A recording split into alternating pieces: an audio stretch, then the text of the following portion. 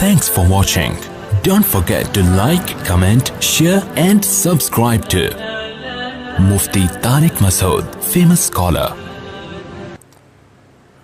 جی یہ کسی نے سوال پوچھا ہے، میں ایک پرائیویٹ کمپنی میں کام کرتا ہوں، مجھے کمپنی ایک کام کے عوض 5 لاکھ روپے دیتی ہے جو اسی قیمت میں مکمل ہوگا، مگر میں اپنے تعلقات اور محنت سے اس کام کو 4 لاکھ میں مکمل کرا دیتا ہوں، تو کیا بقایا 1 لاکھ میں اپنی محنت کا رکھ سکتا ہوں یا اس بقایا 1 لاکھ میں سے کچھ فیصد رکھ سکتا ہوں؟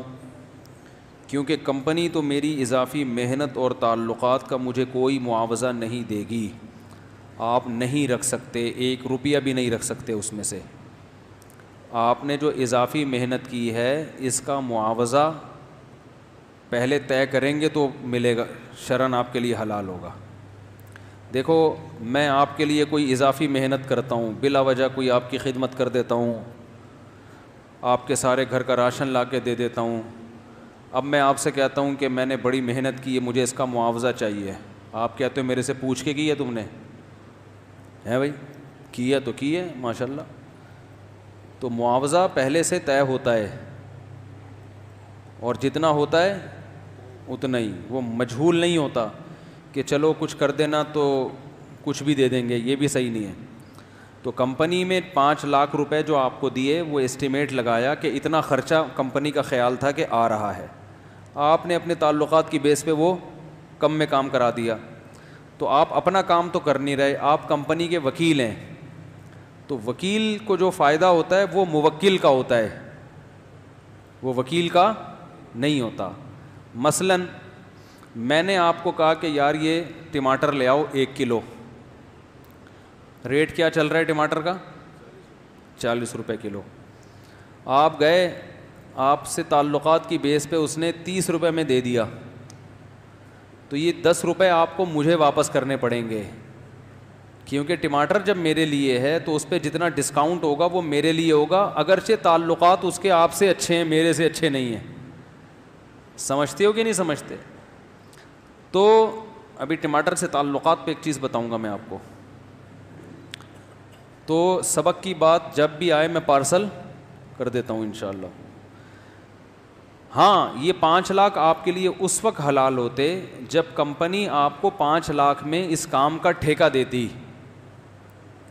جیسے ہم بلڈر کو ٹھیکہ دیتے ہیں کہ یار 2 کروڑ میں یہ گھر بنا دو، مطلب ہم 2 کروڑ دیں گے، آگے تم جانو مزدور جانے، تو وہ 2 کروڑ اس کو گھر کی بنوائی کا، تعمیر کا معاوضہ مل رہا ہے، اس کو استثناء کہتے ہیں، یعنی آرڈر پہ چیز بنوانا یا کام لینا۔ جیسے ہم بریانی کے دیگ والے کو کہتے ہیں کہ ہمارے ہاں رات کو بارات آ رہی ہے، یعنی بارات تو نہیں ولیمہ ہے، 2 دیگیں تیار کر دینا، اب ہم اس سے یہ نہیں کہتے اسٹیمیٹ بتاؤ جتنا خرچہ آئے گا ہم دیں گے، نہ نہ نہ، وہ لم سم ریٹ بتاتا ہے، بھائی 2 دیگوں کے میں اتنے لیتا ہوں، آپ نے بس اس کو یہ بتا دینا اس میں گوشت اتنا ہونا چاہیے کم از کم، مسالہ تیز ہو یا کم ہو، یہ بتا دیتے ہیں آپ، تو وہ پہلے سے ریٹ طے ہو جاتے ہیں، وہ دیگ بنا کے آپ کو دیتا ہے، تو یوں سمجھا جائے گا کہ اس نے دیگ بنا کے آپ کو فروخت کر دی، استثناء کہا جاتا ہے آرڈر پہ مال تیار کرنا۔ ٹھیکیداروں کو ہم متعین پیسے دیتے ہیں، بھائی ہم اتنے دیں گے، اب آپ نے اس ڈیزائن کا مکان بنانا ہے، جو بچے گا وہ آپ کا پروفٹ ہے۔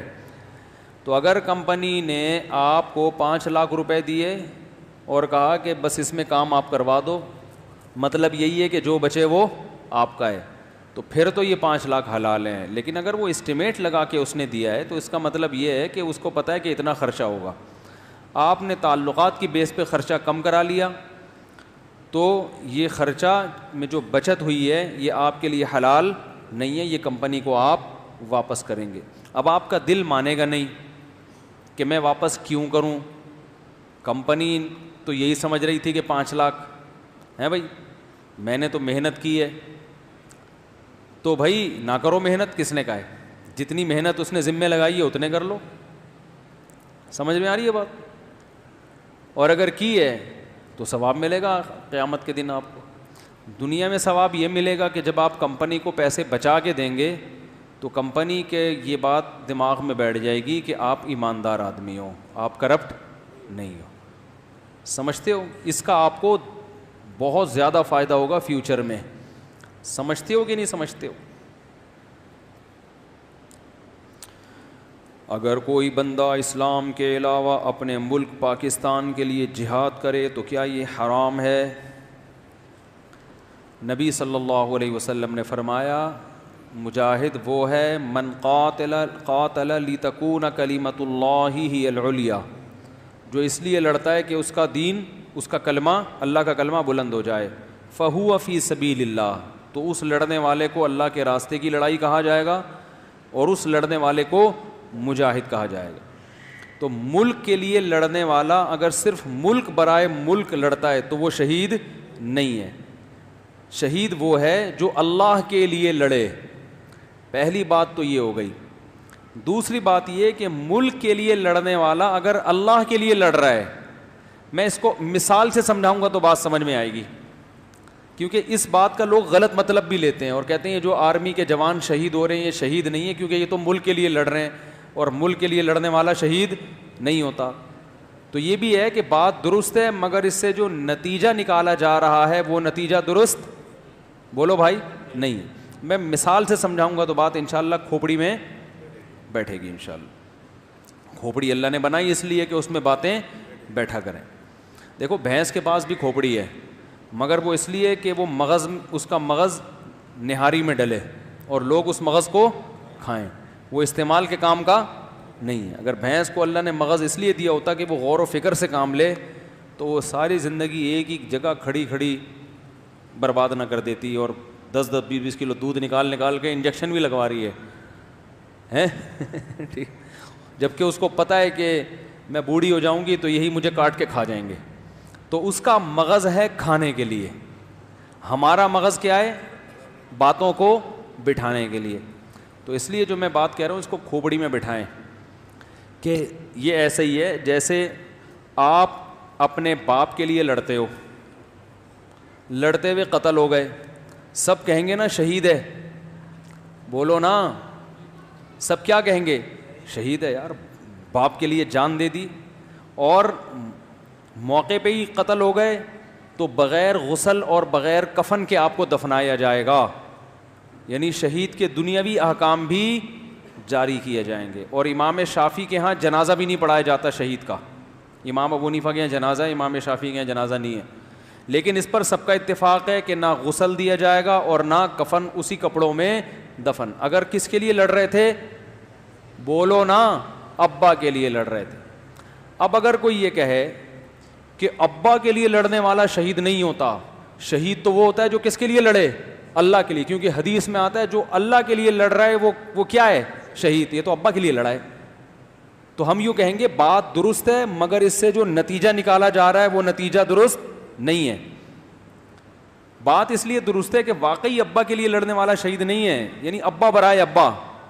لیکن ابا کے لیے کوئی اس لیے لڑ رہا ہے کہ ابا کے لیے لڑنے کا حکم کس نے دیا ہے؟ اللہ نے. یہ رشتے اللہ نے بنائے ہیں. تو لڑ تو باپ کے لیے رہا ہے, مگر کس کے حکم کی تعمیل میں لڑ رہا ہے؟ اللہ کے حکم کی تعمیل میں. تو بھائی ہم یوں کہیں گے کہ جو باپ کے لیے لڑ رہا ہے وہ باپ کے لیے, صرف باپ کے لیے نہیں لڑ رہا, وہ اللہ کے لیے پہلے لڑ رہا ہے, ابا کے لیے بعد میں لڑ رہا ہے. اسی وجہ سے جو اللہ کو نہیں مانتے وہ ابا کے لیے لڑتے بھی نہیں ہیں جس طرح سے لڑنا چاہیے. نہیں آ رہی بات؟ تو اسی طرح یاد رکھو, ایک ملک کے لیے لڑنا اگر اللہ کا حکم ہے تو پھر ملک پہ جان دینے والا بالکل اسی طرح شہید ہے جیسے ابا کے لیے جان دینے والا, بلکہ اس سے بڑھ کر شہید کہلائے گا. اس لیے کہ ابا کو بچانے میں اس کا فائدہ تھا اور ملک کو بچانے میں کتنی آبادی ہو گئی ہے پاکستان کی؟ 22 کروڑ. اور اگر میرے بیان لوگ پابندی سے سنتے رہے تو 44 کروڑ بہت جلد انشاءاللہ ہو جائیں گے. پھر پاکستان کے لیے جان دینے میں جتنا آج ثواب مل رہا ہے ڈبل ثواب ملے گا, کیونکہ آج 22 کروڑ کو بچانے کا ثواب مل رہا ہے, کل 44 کروڑ کو بچانے کا ثواب ملے گا, اگر اسپیڈ یہی رہی. اسپیڈ میں کمی آئی تو میں ذمہ دار, میں ثواب کا پھر گارنٹی نہیں. اگر مسلمانوں کی اسپیڈ یہی رہی اور اگر فیملی پلاننگ والے کام ہو گئے, اسپیڈ میں سستی ہو گئی, تو ثواب اسی حساب سے شہید کا کیا ہو جائے گا؟ بولو بھائی, کم ہو جائے گا. تو اسپیڈ کو فوکس کرنا ہے آپ لوگوں نے. خیر یہ چٹکلے تو درمیان میں آ جاتے ہیں, ہماری کھوپڑی میں بھی پتہ نہیں کس قسم کی چیزیں گھس گئی ہیں. تو ملک کے لیے جان دینا, اگر اللہ کے حکم پہ جان دے رہا ہے تو یہ ملک کے لیے جان دینا عین شہادت ہے. تو اس لیے پاکستان کے لیے جو شہید ہو رہے ہیں فوجی, ان کی شہادت میں دو رائے نہیں ہو سکتی, کیونکہ یہ لوگ کہتے ہیں اسلامی کنٹری کہاں سے ہو گیا. میں نے جمعے کو بیان میں سمجھایا تھا نا کہ یہ آئین اسلامی ہے, تو یہ اسلامی کنٹری ہے, چاہے عملی لحاظ سے کتنی کوتاہیاں ہوں, لیکن فرض کر لو اسلامی نہیں ہے, مسلمانوں کا تو ہے نا. سمجھ میں آ رہی ہے بات, کس کا کنٹری ہے؟ تو اس کو بچا کے حفاظت کس کی ہو رہی ہے؟ مسلمانوں کی. تو اتنے مسلمانوں کی بقا کے لیے جنگ لڑنا یہ تو بہت اعلیٰ درجے کی شہادت ہے. اور صرف مسلمانوں کو نہیں, ایز اے ریاست بھی اس کے لیے لڑنا بڑی شہادت ہے, کیونکہ مسلمان تو پوری دنیا میں پائے جاتے ہیں. یہاں ریاست میں بھی کچھ ایسی کوالٹی ہے کہ جو دنیا کے کسی اور اسلامی ریاست میں وہ صفات نہیں ہیں. نہیں آ رہی بات؟ کیا صفات نہیں؟ اگر پاکستان کو دنیا کے نقشے سے فرض کر لو, اللہ نہ کرے تھوڑی دیر کے لیے آپ ختم کر دو, تو دنیا کھا جائے گی باقی اسلامی ملکوں کو بھی, کیونکہ باقی ترکی کے علاوہ کسی اور اسلامی کنٹری کے پاس ایسی فورس ہے نہیں, اور ایٹمی پاور تو واحد آپ کا ملک ہے. تو اس لیے باقی بھی نہیں بچیں گے. تو پاکستان کے لیے اگر کوئی جان دے رہا ہے تو وہ سعودیہ کے لیے بھی دے رہا ہے. نہیں آ رہی بات؟ وہ انڈونیشیا کے لیے بھی دے رہا ہے, وہ ملیشیا کے لیے بھی دے رہا ہے, وہ ترکی کے لیے بھی دے رہا ہے. تو وہ ایک کنٹری کے لیے جان نہیں دے رہا, وہ پوری دنیا کے مسلمانوں کی بقا کا ذریعہ بن رہا ہے. تو ہاں آپ یہ کہہ سکتے ہیں کسی دوسرے ملک میں اگر کوئی فوجی اپنے ملک کے لیے جان دیتا ہے تو شہید ہے یا نہیں.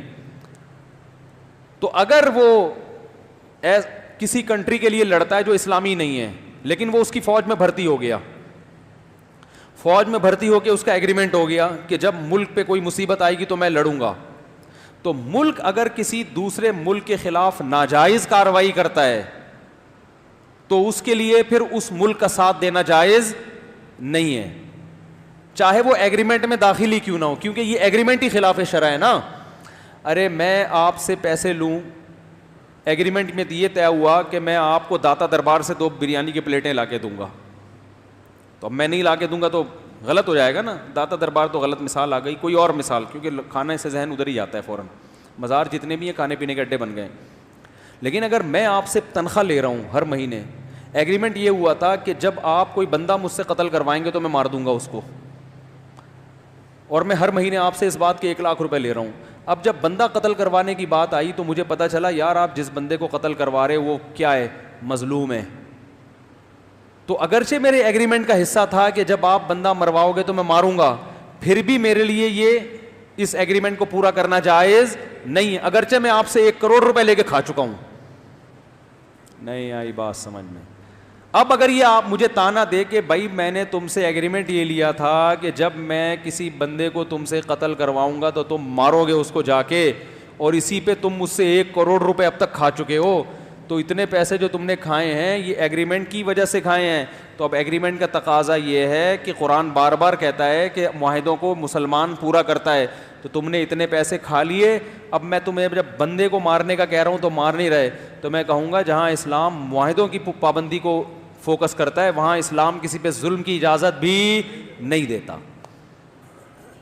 تو چاہے پاکستان ہو یا کوئی بھی کنٹری ہو, کسی ملک پہ اگر ظلم کرنے کے لیے چڑھائی کرتا ہے ظلم کی نیت سے, تو اس میں اس ملک کے کسی بھی فوجی کے لیے اپنے کنٹری کا ساتھ دینا حلال نہیں ہے, چاہے وہ ایگریمنٹ کا حصہ ہو, کیونکہ یہ ایگریمنٹ ہی خلاف شرع ہے. تو ایسے موقع پہ وہ مارا گیا تو وہ شہید نہیں ہوگا. بہت اہم پوائنٹ کی بات ہے. لیکن اگر ایسا نہیں تھا تو پھر اگر وہ اپنے ملک کی حفاظت کے لیے قتل ہوتا ہے تو وہ فی سبیل اللہ قتل تو نہیں کہلائے گا, کیونکہ وہ یعنی اسلام کو غالب کرنے کے لیے تو نہیں لڑ رہا, لیکن وہ ظلمن قتل کہلائے گا کہ اس پہ ظلم ہوا ہے. سمجھ میں آ رہی ہے بات؟ اس کی مثال میں دیتا ہوں, یوں سمجھو ایک ہندو ہے, اس نے اپنے گھر میں آپ کو چوکیدار رکھ لیا. اس نے اپنے گھر میں آپ کو کیا رکھ لیا؟ چوکیدار, کہ بھائی میں بڑا مالدار ہوں, میرے گھر میں بہت پیسے پڑے ہوئے ہیں, آپ چوکیداری کرو. آپ پکے مومن, تہجد گزار, لیکن چوکیداری کسی کی بھی کی جا سکتی ہے کہ بھائی آپ نے ہندو سے ایگریمنٹ کیا کہ میں غریب آدمی ہوں, میرے پاس کھانے کو روٹی نہیں ہے, لیکن میں جاب تمہاری قبول کرتا ہوں, میں تمہارے گھر میں کوئی چور ڈاکو نہیں آنے دوں گا اور اس کی مجھے اتنی تنخواہ دو. اب آپ ہر مہینے تنخواہ لے رہے ہیں, لیکن اس ہندو کے گھر میں کوئی پرہیزگار مسلمان ڈکیتی کرتے ہوئے گھسا, تو آپ نے کہا چونکہ یہ مسلمان ہے اور مسلمان کے مقابلے میں ہندو کا ساتھ دینا اسلام میں کیا ہے؟ حرام ہے, لہذا پتلی گلی سے بھاگ گئے, اور بھاگتے ہوئے اس ہندو نے آپ کو گولی چلا کے مار دیا, تو آپ شہید نہیں ہوں گے, حالانکہ آپ مسلمان کا ساتھ دے رہے تھے, ایک مسلم کا, اور غیر مسلم کو نقصان پہنچا رہے تھے, مگر اس موقع پہ آپ مارے گئے تو آپ مردار ہو گئے, آپ شہید نہیں ہو گے, کیونکہ آپ ظلم میں کس کا ساتھ دے رہے ہو؟ مسلم کا. وہ ڈاکو ہے, وہ ڈکیتی کرنے آ رہا ہے اس کے گھر میں, اور آپ اس کا ساتھ دے رہے ہو کہ میں مسلمان کا ساتھ دوں گا. سمجھ میں آ رہی ہے بات کہ نہیں آ رہی؟ بلکہ ایسے موقع پہ اسلام نے کیا حکم دیا؟ حق کا ساتھ دو. وہ اس کے گھر میں ناجائز ڈکیتی کر رہا ہے, تو اب تمہیں کیا کرنا ہے کہ نہ صرف یہ کہ مسلمان کا ساتھ نہیں دینا, بلکہ اس ہندو کا ساتھ دینا ہے جس کی روٹی تم کھا رہے ہو, جس سے ایگریمنٹ یہ ہوا تھا کہ کوئی تم پہ حملہ کرے گا تو میں کیا کروں گا؟ تمہارا دفاع. ایسے موقع پہ آپ اس ہندو کے حق میں لڑتے ہوئے مارے گئے, اس تہجد گزار نے گولی مار دی تو آپ شہید ہو گئے. یہ شہادت وہ والی شہادت نہیں ہے جو جہاد میں ہوتی ہے, بلکہ اس سے کم درجے کی شہادت ہے.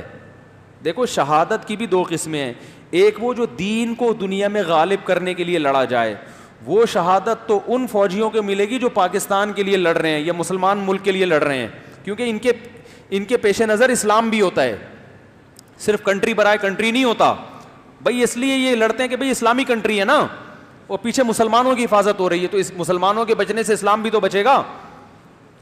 اور ایک شہادت وہ ہوتی ہے کہ آپ حق پر تھے اور آپ کا مخالف کیا تھا؟ وہ ظلم کرتے ہوئے آپ کو مار دیتا ہے.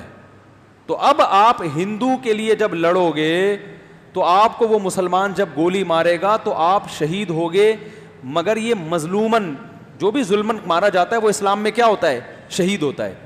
اور یہاں بھی آپ ایسے شہید ہوگے کہ نہ آپ کو غسل دیا جائے گا اور نہ کفن, کیونکہ مظلومن مارے گئے ہو. نہیں آ رہی بات؟ آپ حق پر تھے تو حق پہ جب بھی کوئی لڑے گا تو وہ شہید ہوگا. جب بھی کوئی حق اپنے حق کے لیے لڑے گا نا وہ کیا ہوگا؟ اسلام میں شہید ہے, اور ظالم وہ ہے جو دوسرا اس کو مار رہا ہے. لیکن یہ اس شہادت میں اور اس شہادت میں کیا ہے؟ بھائی شہادتوں میں فرق ہوتا ہے. غزوہ بدر میں جو شہید ہوئے ان کو وہ مقام تھوڑی, ان کے بعد والے لوگوں کو وہ مقام تھوڑی ملا جو فتح مکہ کے بعد شہید ہوئے ہیں. بدر کے شہداء کی بڑی ویلیو ہے نا, وہ تو بہت, بدری صحابہ کی تو بڑی ویلیو ہے. تو جیسے ایک جنگ میں شریک ہونے والا, حدیث میں آتا ہے جب قرب قیامت میں عیسیٰ علیہ السلام نازل ہوں گے تو ان کے ساتھ جو لوگ مل کے لڑیں گے, اور لڑائی بڑی سخت ہوگی, اتنی شدید لڑائی ہوگی کہ آپ صلی اللہ علیہ وسلم نے فرمایا 1/3 مسلمان یعنی مجاہدین میدان چھوڑ کے بھاگ جائیں گے. اور آپ نے فرمایا یہ اس وقت کے بدترین لوگ ہوں گے جن کی اللہ توبہ قبول نہیں کرے گا, کیونکہ بڑی سخت ضرورت تھی این موقع پہ میدان چھوڑ کے بھاگیں گے. یہ فرمایا 1/3 مجاہدین شہید ہو جائیں گے, اتنی سخت لڑائی ہوگی. 1/3 کسی جنگ میں شہید نہیں ہوتے, قتل نہیں ہوتے. وہ اس وقت کے سب سے افضل ترین شہداء ہوں گے. حضرت عیسیٰ کے ساتھ جو مل کے لڑیں گے اور 1/3 کیا ہو جائیں گے؟ 1/3 شہید. تو وہ شہید ہونے والے اس وقت روئے زمین پر سب سے افضل ترین شہید ہوں گے. یعنی جہاں بھی دنیا میں لڑائی ہو رہی ہوگی نا, کوئی اس درجے کی شہادت نہیں حاصل کر سکے گا. اور جو 1/3 زندہ بچیں گے, جو جن کو اللہ فتح عطا فرمائے گا, وہ اس وقت کے سب سے بہترین غازی ہوں گے. تو پتہ یہ چلا کہ میرے بھائی ہر لڑائی میں شہید ہونے والوں کی فضیلت ایک جیسی نہیں ہوتی. تو اس لیے کوئی اسلامی کنٹری کے لیے لڑتا ہے اور اس کو جو شہادت ملے گی وہ شہادت دوسرے شہیدوں سے زیادہ افضل. اور جو پاکستان کے لیے لڑ رہا ہے جبکہ اس کو یہ گراؤنڈ ریئلٹی بھی معلوم ہے کہ پاکستان کی کتنی ویلیو ہے, تو اس کی شہادت بھی دوسرے شہداء سے بولو بھائی بڑھ کر. اسی طرح اور بھی کچھ ممالک ہیں جہاں لڑائی ہو رہی ہے اور وہ بہت افضل شہداء ہیں وہ. تو اسی طرح یاد رکھو کہ اگر کوئی اسلامی کنٹری کے لیے نہیں ہے لیکن ہے غیر مسلم مگر وہ ہے حق پر, تو وہ بھی اگر مارا جائے گا تو وہ بھی مظلوماً شہید کہلائے گا, لیکن اس کے وہ فضائل نہیں ہوں گے جو کسی اسلامی کنٹری کے لیے لڑنے والوں کے ہوں گے. مثلاً ایک آدمی کسی ہندو کی چوکیداری کرتا ہے اور اس کی بقا کے لیے جان دے دیتا ہے, شہید تو وہ بھی ہے, لیکن ایک کسی عالم کے گھر کی چوکیداری کر رہا ہے اور لڑتا ہوا شہید ہو جاتا ہے, تو دونوں شہیدوں میں فرق ہوگا کہ نہیں ہوگا؟ نہیں آ رہی بات. دنیا بھی اس فرق کو مانتی ہے. لوگ کہیں گے واہ تم لوگوں نے اپنے لیے فرق نکال لیا. بھائی دنیا بھی مانتی ہے. غیر مسلموں میں بھی جو وزیر اعظم کا گارڈ ہوتا ہے اور اس کے لیے لڑتا ہوا شہید ہو جائے اس کو پروٹوکول زیادہ ملتا ہے نا. ارے مجھے ایک بات آؤ, ایک عام بنگلے کا چوکیدار اگر اس کو ڈاکو مار دیں, اس بیچارے کو ثواب کے علاوہ کچھ ملتا ہے پاکستان میں؟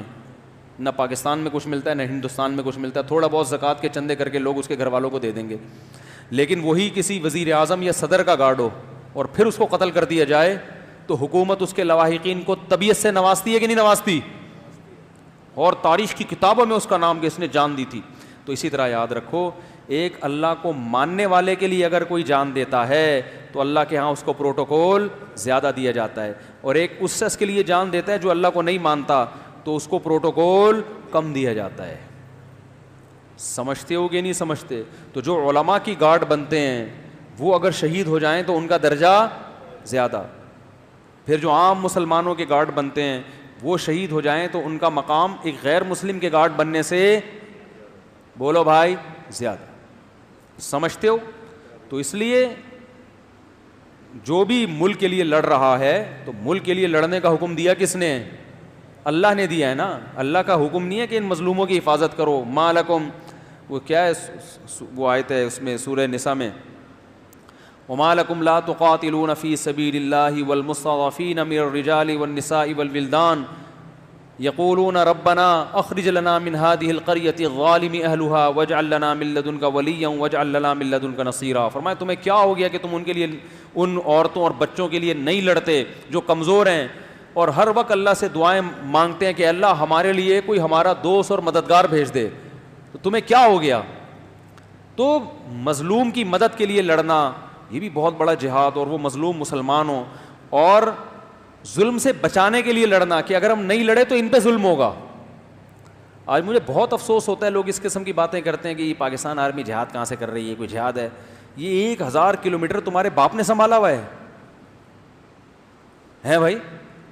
بھائی خامیاں ہر ایک میں ہوتی ہیں, ہر ایک میں خامیاں ہوتی ہیں. پورا دودھ کا دھلا ہوا دنیا میں نہ کوئی ادارہ ہوتا ہے نہ کوئی فرد. ہیں بڑے بڑے کرپٹ بیٹھے ہوئے ہیں آرمی میں بھی, بہت کھاؤ بھی بیٹھے ہوئے ہیں, لیکن ایک ادارے کے طور پر اگر دیکھا جائے تو ادارے کا جو بیسک کام ہے وہ کام بڑا خاندانی ہے. وہ کام کیا ہے؟ ملک کی حفاظت, اور ادارہ اس کام کو پورا کر کے دکھا بھی رہا ہے. پاکستان میں کوئی ایک ادارہ بتاؤ جس کے ذمے وہ کام لگا ہو اور اس نے 50% بھی پورا کر کے دکھایا ہو. نیب کو دیکھ لو, نیب والوں کا کیا کام ہوتا ہے؟ کرپشن. ارے بولو نا, کیا کام ہوتا ہے؟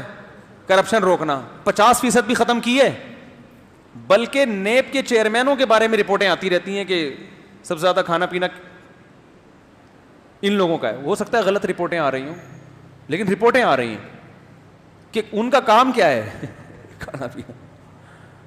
غلط ہوگا, لیکن اتنا تو ہے نا کہ اپنی ذمہ داری پوری 50% بھی پوری نہیں کی ہے. جو ہماری جو صحت کی وزارت ہے جس کا کام ہے ایک صحت مند معاشرہ تشکیل دینا, دے دیا؟ بولو نا. 50% بھی اپنی ذمہ داری پوری کی ہے. جعلی دوائیں بک رہی ہیں کہ نہیں بک رہی ہیں؟ کچھ دوا کھاؤ اثر ہی نہیں ہوتا. میں تو پھر باہر ڈاکٹر کو فون کرتا, ڈاکٹر صاحب یہ دوا کھا رہے ہیں کچھ ہو ہی نہیں رہا. انہوں نے کہا کہ یہ پاکستان پہ کوئی پتہ نہیں ہوتا دوائیں اوریجنل ہیں یا 2 نمبر دوائیں بہت بک رہی ہیں. جانوروں کی دوائیں تو 90% 2 نمبر ہوتی ہیں, کیونکہ انسانوں کے بارے میں تو لوگ خود بھی ڈر جاتے ہیں. اگرچہ جو ہیلتھ کا جو ادارہ ہے نا جو وزارت صحت ہے ان کو تو اتنی کوئی پرواہ نہیں ہے, لیکن لوگوں میں خود تھوڑا سا اللہ کا خوف ہے کہ یار ایسا نہ ہو کہ پیناڈول میں چرس کی پیناڈول بنا کے بیچنا شروع کر دو, گناہ ملے گا. لیکن جانوروں کے بارے میں تو لوگ اتنا ڈرتے بھی نہیں کہ مر جائے گا نا, تو جانوروں میں جعلی دوائیں بہت ہیں. میں نے تو جانور بہت پالے ہیں نا, اور جانوروں کے ڈاکٹر ہول سیل کے حساب سے جعلی ہیں.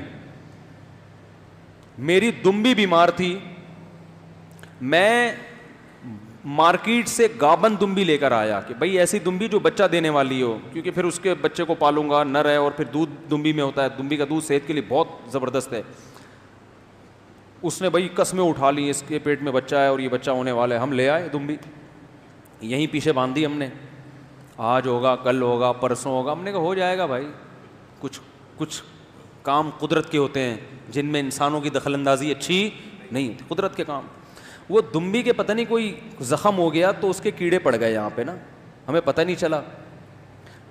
مجھے کسی نے بتایا یہ ڈاکٹر بڑا خاندانی ہے, بڑا اچھا ڈاکٹر ہے, اور جس نے بتایا وہ خود جانور پالتا ہے, اس کو ڈاکٹروں کا پتہ بھی ہے. میں بھی متاثر ہو گیا, میں نے کہا اس کو لے کر آؤ. میں گیا, اس کو بائک پہ کسی اٹھا کے لایا. میں نے کہا ہماری دمبی کو چیک کرو. اس نے خیر کہا کہ فنائل کی گولیاں پیس کے اس کے کان میں ڈالو تو کیڑے ختم ہو جائیں گے. ہم بڑے خوش کہ بڑا, حالانکہ تو ساری دنیا کے پاگل سے پاگل کو پتہ ہوتا ہے, ایک دو ٹھوک دیے ٹیکے, ہمیں بھی نہیں پتا کیا تھا اس میں. میں نے کہا یار اس کا بچہ تو نہیں مر گیا اتنی دوائیں کھانے سے. اس نے چیک کیا, وہ کیا کہتے ہیں وہ جو ڈاکٹر کان میں لگا کے بیٹھے ہوتے ہیں, جو بھی ہوتا ہے مجھے نام ذہن میں نہیں, وہ لگا کے اس نے چیک کیا. اس نے کہا کہ بچے کی ہارٹ بیٹ تو صحیح ہے, بچے کی ہارٹ بیٹ صحیح ہے, بچہ زندہ ہے. سوچو جو بچے کی ہارٹ بیٹ چیک کر کے بتا رہا ہے وہ دمبی کی اپنی ہارٹ بیٹ کو کتنے آرام سے پہچان لیتا ہوگا. تو خیر ہم نے کہا چلو تسلی ہو گئی. اب جب وہ دمبی ٹھیک ہوئی تو میں نے کہا یار اب میرے پاس ٹائم نہیں تھا یا کیا مسئلہ تھا, ایک کسٹمر آیا, اس نے کہا مفتی صاحب یہ آپ اپنی دمبی مجھے بیچ دو. میں نے کہا ٹھیک ہے لے لو بھائی, آپ کو اچھی لگ رہی ہے تو, لیکن یہ گابن ہے, اس کے ریٹ مناسب ہوں گے. اس نے کہا کوئی بات نہیں, میں مناسب ریٹ دینے کے لیے تھی. مناسب ریٹ پہ ہم نے وہ اس کو دے دی, یعنی پہنا دی. میری نیت پہنانے کی نہیں تھی, میری نیت تو اس پر احسان کی تھی. میں سمجھ رہا ہوں اس کے پیٹ میں کیا ہے, بچہ ہے, اور ہارٹ بیٹ بالکل اس کی خاندانی ہے. ہمیں اپنے بچوں کو نہیں پتا ہوتا کیا رپورٹ ہے, لیکن اتنی اچھی رپورٹ ڈاکٹر پیش کر کے گیا ہے. تو وہ دمبی کا یہ ہوا کہ جس کو دی وہ بیچارہ مجھ سے عقیدت میں کہ مفتی صاحب تو زبان کے کیا ہیں, یہ تو جھوٹ بول, کہہ رہے میں منڈی سے اس لیے اٹھا رہا 2 نمبر مال ملتا ہے. تو مفتی صاحب سے, اور قیمت بھی اچھی دے کر گیا کہ گابن ہے. وہ بھی پھر خدا پہ چھوڑ دیا نا اس نے کہ ایک دن ہوگا جب انشاءاللہ یہ دمبی بھی کیا بنے گی, ماں بنے.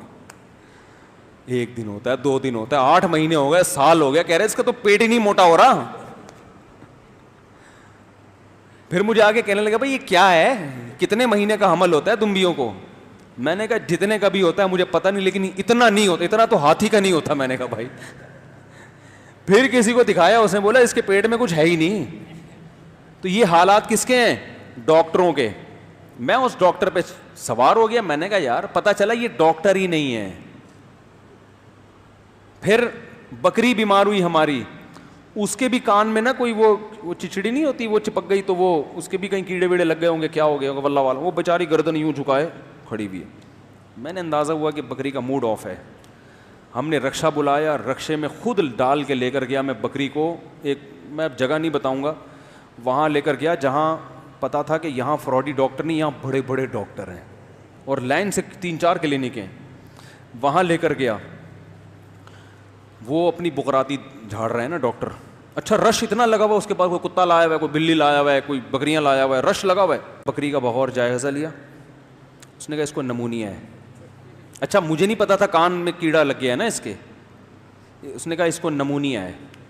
ہم نے کہا ہوگا نمونیا. تو اس نے نمونیا کے ٹیکے شیکے اور گولیاں دیں. بولا 1 ہفتے بعد لے کر آؤ. 1 ہفتے میں بکری کی طبیعت بالکل بھی صحیح نہیں ہوئی. میں دوبارہ 1 ہفتے بعد لے گیا اس کو, رکشے میں ڈال کے لے گیا, ڈاکٹر کے پاس گیا. اس نے کہیں اپنی رپورٹ چیک کی, بھائی نمونیا بتایا تو کہہ رہے الحمدللہ پہلے سے بہت بہتر ہے. اللہ کی قسم یہی الفاظ, پہلے سے کیا ہے, بہتر ہے, مزید دوا لینی پڑے گی. دے دو بھائی. اتنے میں رکشے والا بھاگتا ہوا آیا, کہہ رہے یار پیچھے کیڑے پڑے ہوئے ہیں جہاں بکری تھی. میں گیا تو کیڑے تیر رہے ہیں, کیڑے چل رہے ہیں. میں نے کہا یہ کیڑے کہاں سے آئے؟ تو میں آیا تو پھر میں نے بکری کا بغور مطالعہ کیا تو اس کے کان کے اندر کیڑے, کان میں زخم ہو گیا تھا اس کے, وہ ایک چچڑی نہیں جوں چپک جاتی وہ. پھر میں نے اس جگہ پہ جو ہے نا وہ چونا ڈلوایا اور اسپرے کروایا. بعض دفعہ مٹی میں یہ چیزیں پیدا ہو جاتی ہیں. پھر پتہ چلا یہ بیمار اس لیے ہے کہ کان اس کا کیا ہے, خراب ہے. نمونیا شمونیا کچھ بھی نہیں تھا. پھر اس کمبخت نے کان کاٹا اس کا, وہ اتنا کان اندر سے خراب ہو گیا تھا, کان کاٹ کے وہ صاحب. میں نے کہا چلو کنکٹی ہو گئی, وہ ٹھیک ہو گئی. جیسے ہی اس کو وہ اینٹی بایوٹک کھلائی ہیں اور وہ انجیکشن لگے ہیں, فٹ فاٹ ہو گئی. تو یہ حالات کس کے ہیں؟ ڈاکٹروں کے, جانوروں کے ڈاکٹر کے. نمونیا اور پتہ نہیں کیا, وہ مر جاتی تھوڑے دنوں میں. کہتا ہے تقدیر میں مرنا لکھا ہوا تھا, کیا ہو گیا, مر گئی. وہ تو بکری کا تو حساب بھی نہیں ہوگا قیامت کے دن کہ آدمی اس کو بددعا دے گا یار. تو میں حساب ضرور لیتا قیامت میں کہ تو نے میری بکری ماری ہے. تو اب مسئلہ یہ ہے کہ دیکھو یہ ہماری جو وزارت صحت ہے اس کا حال 50% بھی اپنی ذمہ داری پوری کرنے نہیں کر رہے. اور سائنس اور ٹیکنالوجی کے وزیر کا حال دیکھ لو آپ. چاند پہ بحثیں ہو رہی ہیں کہ 29 کا چاند ہے اور 30 کا. فلکیات کا کی الف بے بھی معلوم نہیں ہے ٹھیک ہے نا. حالانکہ ماہرین فلکیات یہ کہتے ہیں کہ چاند کی کیلکولیشن کے ذریعے مہینوں کی تعیین ممکن ہی نہیں ہے. یہ ماہر فلکیات کہتے ہیں. اور محترم ماہرین فلکیات کے کندھے پہ رکھ کے بندوق چلا رہے ہیں کہ ماہر فلکیات کے حوالے کر دینا چاہیے اور پہلے سے نقشے بن جانے چاہیے, اور سمجھ رہے ہیں کہ میں بہت بڑا کوئی سائنس کی بات کر رہا ہوں. تو سائنس اور ٹیکنالوجی کی وہی میں اکثر ایک لطیفہ سناتا ہوں کہ وزیر تعلیم سے انٹرویو لیا جا رہا تھا تو ان سے ایجوکیشن کے بارے میں بات کی جا رہی ہے. اس کو غصہ آیا, بھائی مجھ سے ایجوکیشن کا کیوں پوچھتے ہو؟ تو اس نے کہا کہ آپ وزیر تعلیم تھے تو اس لیے آپ سے تعلیم کا پوچھ رہے ہیں. اس نے کہا جب تھے اس وقت نہیں تعلیم کا مجھے کچھ پتا تھا, اب تو ریٹائر ہو گئے. تو ہر شعبے, ریلوے کا حال دیکھو, ہر شعبے کا حال. تو بھائی فوج کی ذمہ داری کیا ہوتی ہے؟ ملک کا دفاع. تو آپ جتنا مرضی اپنی فورسز کو برا بلا کہو, لیکن یہ کام فورسز نے خاندانی طریقے سے پورا کیا ہے. سمندروں کی بھی حفاظت کی, فضاؤں کی بھی حفاظت کی, اور میدانوں کی بھی حفاظت کی ہے. ایک ہی کام ہے پاکستان کا ڈنکا, صحیح ہے نا. اور جو ایمونیشن بنایا جا رہا ہے, اسلحہ بنایا جا رہا ہے, آپ ہر ٹیکنالوجی میں دوسروں کے محتاج ہو, ہر چیز میں. لیکن پاکستان میزائل کی ٹیکنالوجی میں, اسلحہ کی ٹیکنالوجی میں خود مختار ہو گیا ہے, خود بنا رہا ہے اسلحہ. تو یہ کتنی بڑی بات ہے کہ کم از کم ایک ڈیفینس تو خاندانی ہو رہا ہے کہ نہیں ہو رہا. تو اس لیے جب یہ کوئی اس طرح کی بات کیا کرے نا, اب یہ تو ملک کے لیے لڑ رہے ہیں, تو تنخواہ لینے کے لیے لڑ رہے ہیں, یہ کہاں سے مجاہد ہو گئے. تو میں حیران ہوتا ہوں کہ یار جس نے 1000 کلومیٹر کا بارڈر سنبھالا ہوا ہے وہ اگر مجاہد نہیں ہے تو کیا پھر اور کسے مجاہد کہتے ہیں؟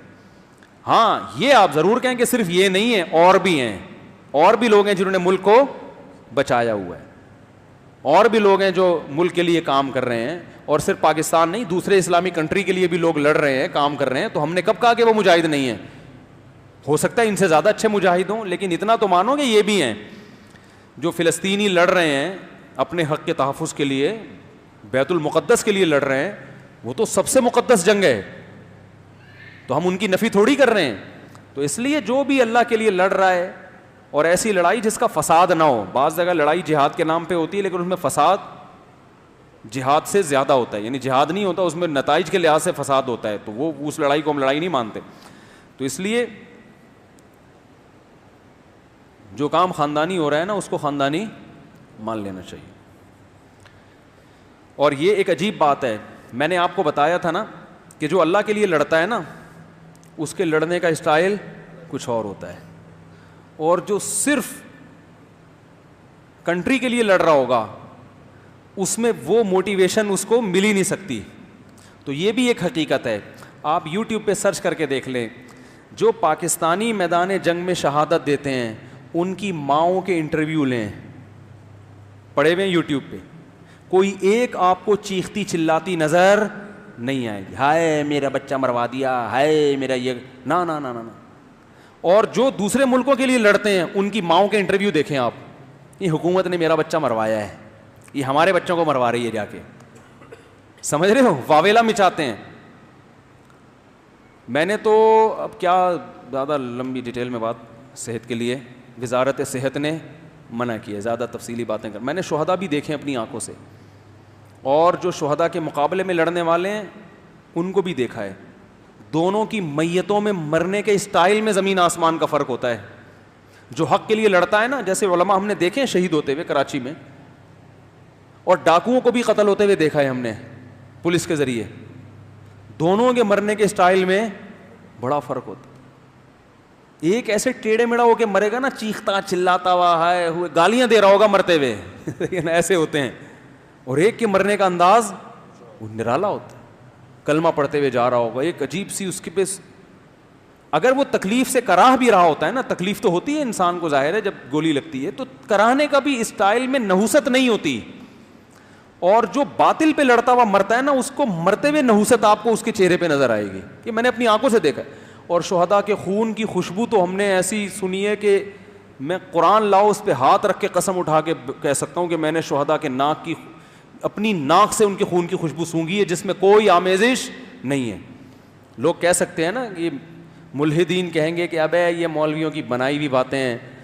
اگر کوئی شہید مجھے نظر آیا نا اور اس کے خون سے خوشبو ہوئی, میں بلا کے دکھاؤں گا کہ یہ ہے خوشبو.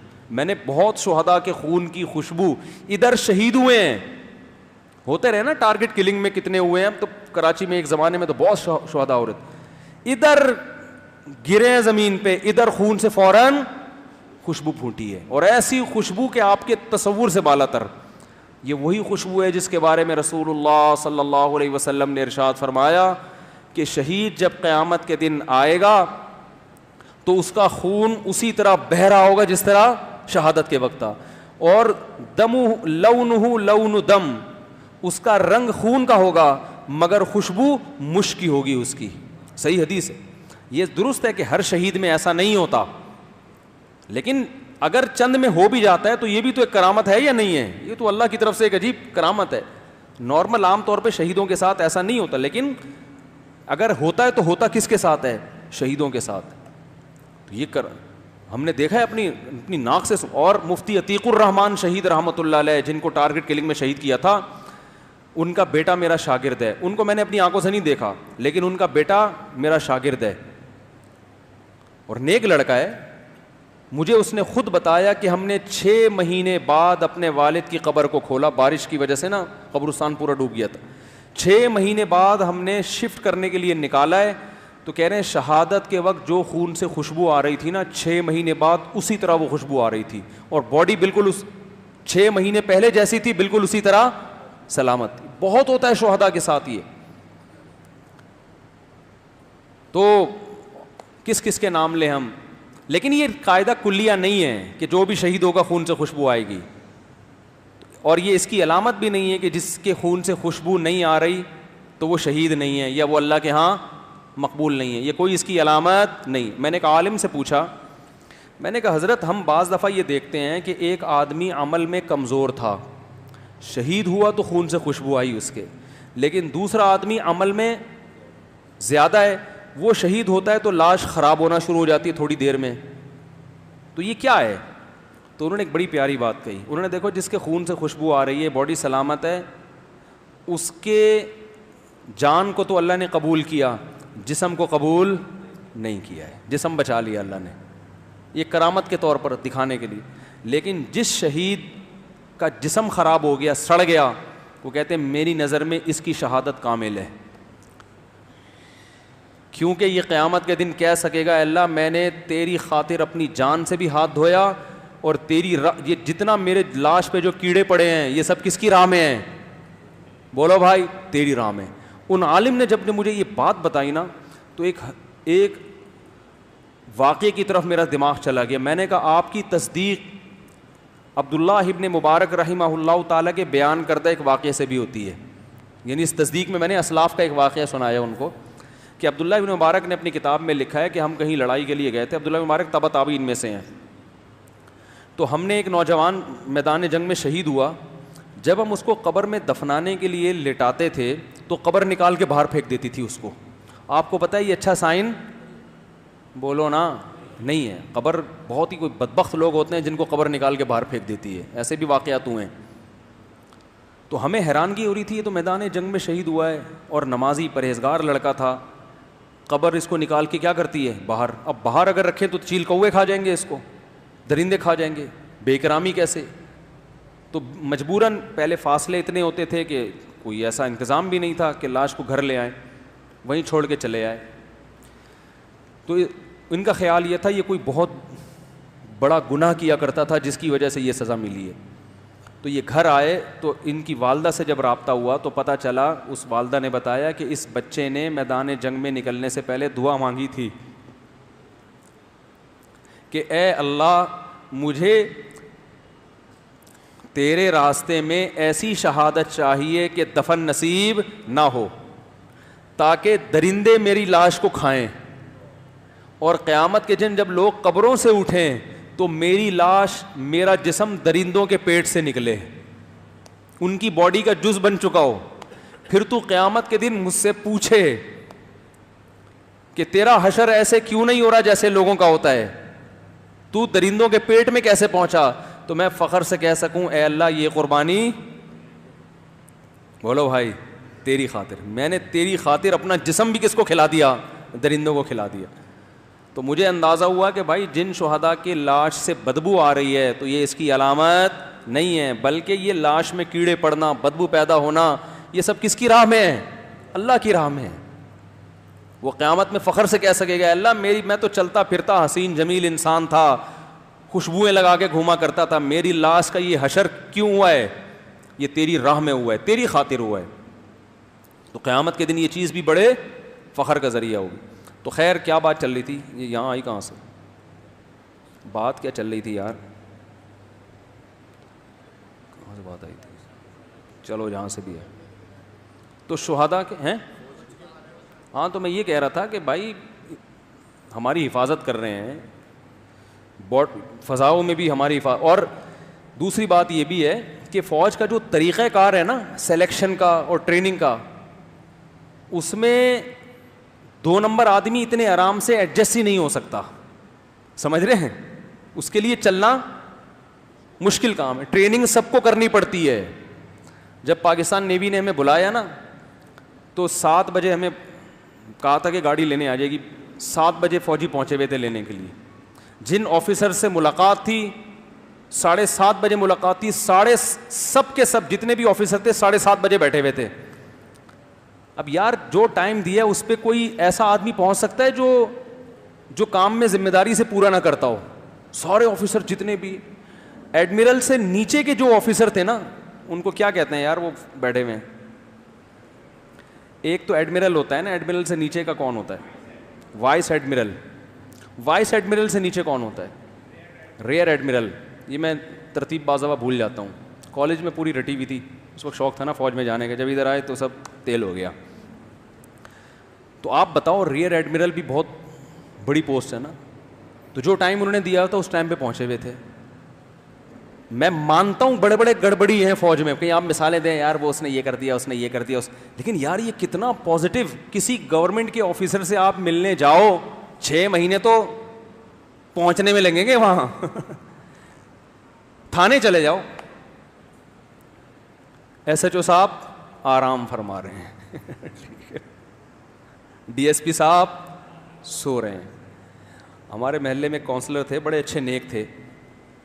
تو ایک علاقے میں پانی ختم ہو گیا, لوگ آئے کونسلر صاحب کے گھر پہ نا پورا جتھا بنا کے. تو کونسلر صاحب نے کہ بیٹے باہر نکلے, انہوں نے کہا کونسلر صاحب سو رہے ہیں, آپ ذرا خاموش رہیں. وہ واقعی صحیح آدمی تھے, اور ظاہر ہے انسان 24 گھنٹے تو نہیں خدمت کر سکتا. تو لوگ اتنا طیش میں آ گئے نا, پورے علاقے میں لوگوں نے چاکنگ کی اور جگہ جگہ لکھوایا خاموش کونسلر صاحب سو رہے ہیں, یہ ان کا مذاق اڑانے کے. تو وہ کونسلر کے بارے میں تو یہ جملہ غلط تھا, لیکن میجورٹی تو اسی طرح ہی ہے, اچھے لوگ بھی ہیں. تو کسی بھی ادارے پہ جب تبصرہ کیا جاتا ہے تو یہ دیکھا جاتا ہے کہ من حیث الادارہ یہ اپنی ذمہ داریاں پوری کر رہا ہے کہ نہیں کر رہا. باقی گڑبڑیں ہر جگہ ہوتی ہیں, وہ ہوتی رہیں گی. تو وہ ذمہ داریاں الحمدللہ خاندانی طریقے سے پوری ہو رہی ہیں. نہیں یقین آتا نا فوج میں بھرتی ہو جاؤ, بھرتی تو ہو جاؤ گے, اس کے بعد بھاگنے کے خیالات زیادہ آئیں گے. میرے پاس ایک ملنے آیا کرتے تھے, کمانڈو بھی بیٹھے ہوئے ہیں بیان میں, وہ بیٹھے ہوئے, وہ دیکھیں پیچھے, وہ نیوی میں پتہ نہیں آرمی میں, یہ بھول گیا میں, ٹھیک ہے نا. تو میں نے ان سے پوچھے آپ کی ایکٹیویٹی کیا ہے, انہوں نے بتایا یہ. میں نے کہا یار اس میں تو آدمی زخمی بھی ہو سکتا ہے, ہاتھ پاؤں ٹوٹ سکتے ہیں. انہوں نے کہا ہاں بالکل ٹوٹ سکتے ہیں, ٹوٹ بھی جاتے ہیں لوگوں کے. ان کی بڑی ٹف ٹریننگ تھی نا. تو اگلے ہفتے میری ان سے ملاقات تھی. میں نے کہا آپ خیریت سے ہیں؟ کہہ رہے خیریت سے نہیں, میری ٹانگ ٹوٹ گئی ہے. میری ٹانگ, وہ کہیں آپریشن تھا بلوچستان میں, اس آپریشن کے دوران کیا ہوا, ٹانگ ٹوٹ گئی. تو میں نے ان کو ٹائم دیا, میں نے کہا میں آؤں گا انشاءاللہ تعزیت کے لیے. یہ ٹھیک ہو کے ٹانگ جڑ گئی, آ گئے, تعزیت نہیں سوری عیادت کے لیے. ان کی ٹانگ جڑ گئی, یہ ملاقات کے لیے آ گئے, اور میں اب تک نہیں جا سکتا. اگر میں آرمی میں ہوتا تو میں چلا جاتا. کیا خیال ہے؟ تو قربانیاں ہیں بھائی, اس کو مان لینا چاہیے میرا خیال. نہیں مانے تو جاؤ بھاڑ میں. میں جو باتیں کر رہا ہوں وہی ہمارے بڑوں کا نظریہ ہے, وہی جامعۃ الرشید کا نظریہ ہے, اور دل سے تقلید میں نہیں, دل سے وہی ہمارا نظریہ ہے کہ پاکستان میں سب سے جو خاندانی ادارہ ہے وہ ہماری فورسز ہیں, جو ذمہ داری پوری کر رہی ہیں اپنی کوتاہیوں کے ساتھ. اور ان کوتاہیوں کی اصلاح کا طریقہ یہ ہے کہ آپ فوج میں اچھے لوگوں کو بھیجیں تاکہ جو گڑبڑیں ہیں وہ بھی کیا ہو جائیں, ختم ہو جائیں. اس کا طریقہ یہ نہیں ہے کہ ممبر پہ بیٹھ کے اپنی فوج کے خلاف بیان کریں. اس کا نقصان یہ ہوتا ہے کہ جو لڑنے والی فوجی ہیں میدان میں, وہ ان کو موٹیویشن نہیں ملے گی, ان کے جذبے ٹھنڈے پڑ جائیں گے, اور نقصان قوم کو اٹھانا پڑے گا. دیکھو جو آپ کے لیے لڑ رہا ہوتا ہے نا, 2 نمبر بھی چرسی بھی ہو, آپ نے جا کے اس کو تھپکی دینی ہوتی ہے, ابے تو چرس پی کے لڑ مگر کام خاندانی کر رہا ہے. آپ اگر جا کے اس کو یہ بولو, وہ لڑ رہا ہے آپ کے دشمنوں سے, آپ جا کے بولے سالا لڑ رہا ہے بڑے تو چرسی نا. اور میں نے خود خالص چرس پیتا نہیں ہے, چرس میں نے دیکھا یہ چرس کو پروموٹ بھی کر رہا ہے, اور یہ تو ہے, اور تم چرسیوں کے لیے لڑ رہے ہو, تمہارا آفیسر بھی چرسی, اس طرح کی باتیں شروع کر دو گے. وہ لڑے گا کہے گا ہم تو ہیں ہی گندے, ہمارے تو آفیسر بھی سارے گندے, ہم تو ہیں ہی گندے, ملک بھی گندا, ہم بھی گندے. تو وہ صرف تنخواہ کے لیے لڑے گا پھر جتنے, اور تنخواہ کے لیے جان نہیں دی جاتی میرے بھائی. جان جب دی جاتی ہے جب کسی کو تھپکی دی جاتی ہے, بیٹا شاباش, کیپ اٹ اپ, سلوٹ. اس کو سلوٹ مارا جاتا ہے نا, سر خاندانی کام ہے. تو مجھے کوئی بھی فوجی ملنے کے لیے آئے نا, کتنا ہی رنگ روٹ کیوں نہ ہو, میں اس کو عزت دیتا ہوں الحمدللہ. آفیسر کی بات نہیں کر رہا, ایک عام فوجی کوئی بھی رنگ روٹ بھی ملنے کے لیے آتا ہے, میں اس کو عزت دیتا ہوں. اور یہ ہمارے بڑوں نے سکھایا ہے, اس کو عزت دیتا ہوں کہ بھائی تم کام کیا کر رہے ہو, تم خاندانی کام کر رہے ہو. حالانکہ وہ ہمیں اتنی عزت نہیں دیتا. بہت سے ہمارے خلاف بولتے ہیں, بہت سے فوج کے آفیسر ہمارے خلاف بولتے ہیں, ابے یہ مولوی ایسے, ابے یہ وہ کرتے ہیں. فوج میں تو ہر طرح کے لوگ ہیں, ابے یہ مولوی. میرے ایک رشتے دار آرمی میں تھے, میں ان سے ملنے جایا کرتا تھا, تو ان کے بڑے فوجیوں سے تعلقات تھے, بڑے بڑے کرنل سے بھی اوپر لیول کے فوجی آ کے بیٹھا کرتے تھے, اور برا بھلا کہہ رہے ہوتے تھے مولویوں کے, ابے یہ مولویوں نے دین کو ایسا بنا دیا, ابے یہ مولویوں نے دین کو ایسا بنا دیا. ہوتے اچھے بھی ہیں برے بھی ہیں. تو شخصیتوں کو دیکھو گے تو ہر چیز ملے گی آپ کو, ہر ویرائٹی ملے گی, اچھے بھی اور برے بھی. لیکن ایسے ادارہ دیکھو گے, ادارے کو فوکس کرو گے تو بھائی ادارہ خاندانی. تو ہم کسی فوجی سے اگر محبت کرتے ہیں تو اس لیے نہیں کہ اس کی ذاتی حیثیت کی, اس لیے کہ ہمارا دفاع کر رہا ہے وہ, اور اس سے ہمارا ملک مضبوط ہوگا. سمجھتے ہو؟ اور بھی بہت کچھ ہے کہنے کے لیے, نہیں اچھا ہاں میں وہ آخری بات کر دوں کہ دیکھو پاکستان ایک اسلامی کنٹری ہے نا, تو یہاں کے جو لڑنے کے لیے جو جذبہ ہے نا, وہ دوسرے ملکوں میں دوسرے ملکوں کے پاس وہ جذبہ نہیں ہے. مجھے خود ایک آفیسر نے بتایا کہ برطانیہ میں, امریکہ میں, بلکہ ایک امریکن نے بتایا, امریکی ادارے میں ہے, وہ پولیس میں ہے, اس دن بیان میں آیا بھی تھا, اس نے بتایا کہ وہاں فوج میں بھرتی ہونے کے لیے لوگ آسانی سے تیار نہیں ہوتے کہ بارڈر پہ گئے مرمرا نہ جائیں. جبکہ ہمارے ہاں جب ویکینسیز آتی ہیں تو بندے اتنے زیادہ آتے ہیں نا فوج میں بھرتی ہونے کے لیے کہ سلیکشن مشکل کام ہو جاتا ہے. 20 آدمی چاہیے ہوتے ہیں تو 20,000 آ رہے ہوتے ہیں. کمیشن آفیسر بھرتی ہونے کے لیے ہزاروں میں سے چند کا انتخاب ہوتا ہے. اسی طرح جو عام فوجی ہیں نا, ان میں سے ہزاروں میں سے چند کا ایک کا انتخاب ہوتا ہے. آرمی اپنے معیار پہ سلیکشن کرتی ہے. دوسرے ملکوں میں ایسا نہیں ہے, وہاں لوگ فوج میں بھرتی ہونے کے لیے تیار نہیں ہوتے, بہت کم لوگ جاتے ہیں جی, آبادی کا ریشو اگر دیکھا جائے. پھر جاتے ہیں تو لڑنے کے لیے بھرپور طریقے سے تیار. افغانستان میں دیکھ لو نا, افغانستان میں امریکن لڑتے ہیں اس جذبے سے نہیں لڑتے جس جذبے سے ہمارے فوجی لڑتے ہیں دوسرے ملکوں کے خلاف. جب جنگ ہوتی ہے اس جذبے سے وہ نہیں لڑتے. کتنے لوگ افغانی بتاتے ہیں ہمیں آ کے, وہاں جب امریکی کوئی گولی لگتی ہے نا کسی امریکی فوجی کو, تو عجیب طرح سے چیخ رہا ہوتا ہے وہ کہ پتہ نہیں کیا ہو گیا. تو یہ فرق ہے ایک اسلامی ملک کے لیے لڑنے والے اور ایک غیر, کیونکہ وہ امریکہ کے لیے کیوں لڑ رہا ہے, ایگریمنٹ کا حصہ ہے, نیشن کے لیے لڑ رہا ہے, لیکن اس کو یہ اندازہ ہوتا ہے کہ یار جتنی قیمتی جان نیشن کی ہے اتنی ہی میری بھی ہے. وہ کوئی دودھ کے دھلے ہوئے نہیں ہے. پھر بھی تربیت ہوتی ہے, ان کی ٹریننگ ہوتی ہے, لڑتے ہیں. میں یہ نہیں کہہ رہا کہ وہ لڑتے ہی نہیں ہیں, وہ بھی لڑتے ہیں تبھی تو دنیا پہ حکومت کر رہے ہیں. لیکن وہ جذبہ نہیں ہوتا جو ہمارے جن فوجیوں کو نشان حیدر ملا ہے.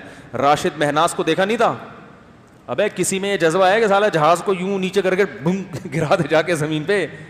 اس کے لیے ایک عدد دل اور ایک عدد جگر ہونا چاہیے. راشد مہناز نے کیا کیا تھا, 18 سال کا نوجوان, 18 سال کا نوجوان, کتنی کم عمری, جب انسان کے لمبے لمبے خواب ہوتے ہیں, ایسے موقع پہ یار ایک جہاز کو بچانے کے لیے اپنی جان دے دی کہ بھائی نہ تیرا ہے نہ یہ جہاز, اگر میں اپنے ملک میں لے جا سکتا تو تیرے کنٹری میں بھی نہیں لے کے جاؤں گا, ہم دونوں مریں گے.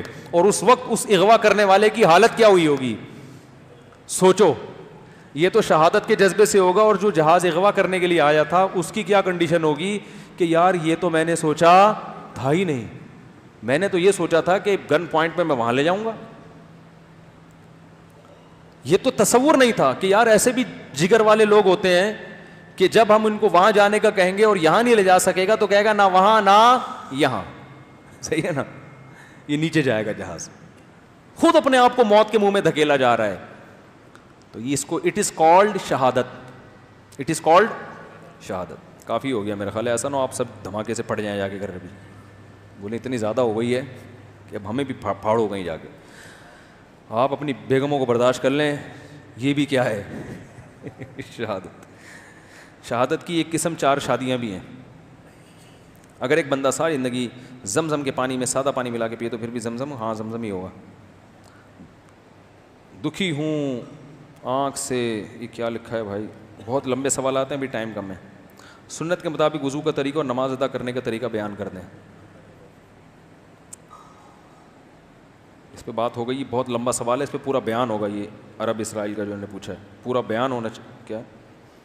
آپ سے گزارش تھی, دیکھو یار آپ سے گزارش ہے کہ اس مسئلے کا حل بتا دیں. ایک خاتون نے پوچھا ہے کہ میں بیان سننے آتی ہوں, دکھتی ہوئی آنکھ سے جو پانی بہتا ہے یا آنکھوں میں جو دانے ہو جاتے ہیں ان کی وجہ سے پانی نکلتا ہے, وہ پانی کیا ناپاک ہوتا ہے؟ نہیں, ناپاک نہیں ہوتا. آنکھ سے جو پانی نکلتا ہے وہ ناپاک نہیں ہوتا, کپڑے پہ لگ جائے تو بھی ناپاک نہیں ہوگا. خشک ناپاک کپڑا اگر خشک پاک کپڑے سے لگ جائے تو بھی ناپاک نہیں ہوتا.